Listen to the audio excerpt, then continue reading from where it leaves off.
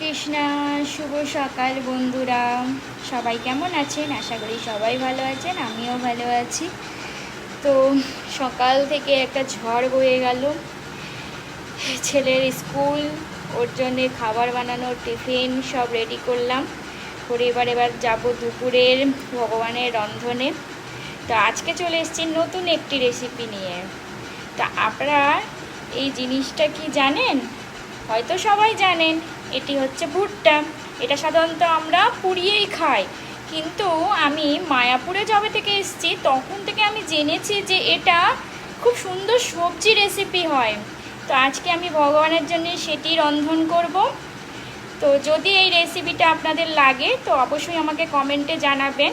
হয়তো ভক্তরা সবাই এই রেসিপিটা জানে, কিন্তু যারা জানেন না তারা আমাকে কমেন্টে জানাবেন, আমি অবশ্যই সবাইকে এই রেসিপিটা দেবো। হরে কৃষ্ণা, হরি বল বন্ধুরা।